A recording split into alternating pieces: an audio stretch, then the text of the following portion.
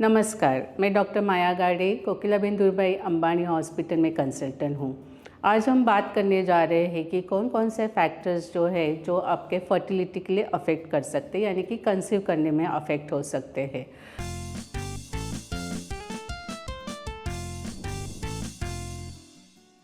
The most important is weight. अगर आपका wait कम है तो भी आपको कंसेप्शन करने में प्रॉब्लम हो सकता है, और अगर आपका वेट ज़्यादा है यानी कि आपका BMI 25-30 के ऊपर है तो भी आपके ओबेसिटी की वजह से, जैसे फैट ज़्यादा होता है उसकी वजह से हार्मोनल इम्बैलेंस हो जाता है और आपको कंसीव होने में दिक्कत आ सकती है। दूसरा कारण है कि आपका आपका डाइट भी बराबर से देखना चाहिए। जैसे आप बहुत ज़्यादा ऑयली चीज़ें खाते हो, जैसे अनसैचुरेटेड फैटी एसिड है, फिर आप बहुत ज़्यादा शुगर रहती कार्बोहाइड्रेट्स लेते हो, अनवांटेड जैसे फास्ट फूड और ये सब चीज़ें हैं जो आपके शरीर में ज़्यादा फैट निर्माण कर सकते हैं और आपका हार्मोन इम्बैलेंस हो सकता है। इसकी वजह से भी आपको कंसीव होने में दिक्कत आ सकती है।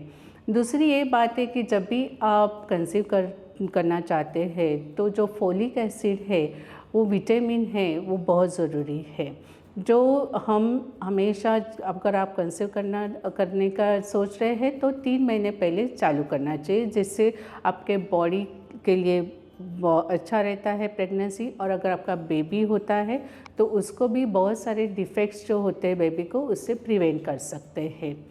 तीसरा फैक्टर है alcohol. Alcohol is the should be quit by both the male and the female. Male factor में अगर अल्कोहल कंजप्शन ज़्यादा रहेगा तो उससे स्पर्म काउंट और स्पर्म मोटिलिटी अफेक्ट होती है, तो उनको हमेशा it has to be under control, जैसे कि 3 to 4 यूनिट्स पर वीक लेना चाहिए। और फीमेल्स ने तो अगर क्विट करे तो सबसे अच्छी बात है, नहीं तो 1 to 2 यूनिट्स पर वीक्स लेना है। लेकिन अगर कंसीव यानी कि प्रेगनेंसी रहती है तो अल्कोहल बंद ही करना चाहिए, नहीं तो उसके इफ़ेक्ट जो है वो बच्चे के ऊपर आ सकते हैं। तीसरा कारण है smoking, whether it is passive smoking यानी कि आप खुद कर रहे हो या किसी और का आप स्मोक ले रहे हो, दोनों स्मोक अच्छा नहीं है। उससे भी आपके एग्स क्वालिटी है जो अच्छे नहीं रहते हैं। और अगर मैन करते हैं यानी कि आदमी करता है तो उनसे स्मोकिंग की वजह से भी स्पर्म क्वालिटी और काउंट बिगड़ सकते हैं।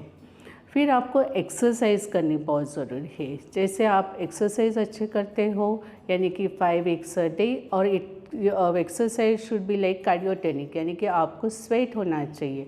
अगर आप ऐसे करते हो तो ही आपका वेट लॉस यानी कि कैलोरी बर्निंग होती है, आपका सर्कुलेशन अच्छा रहता है, body acts very well, toning अच्छा हो जाता है, यू डोंट फील टायर तो ये सब एक्सरसाइज करना ज़रूरी है।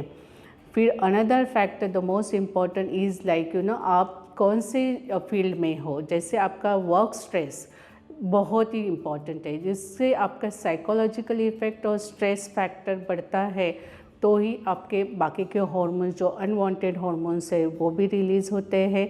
उसका इफ़ेक्ट आपके ओव्यूलेशन पे हो सकता है और इसका इफ़ेक्ट आपके स्पर्म फॉर्मेशन में भी हो सकता है।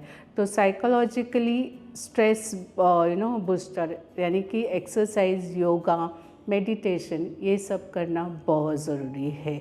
तो ये सब कोई चीज़ें हैं जो फैक्टर्स है जो आपको ध्यान रखना है, ताकि आपको अच्छी तरह से नाइस हेल्दी बेबी हो सकता है। Thank you so much.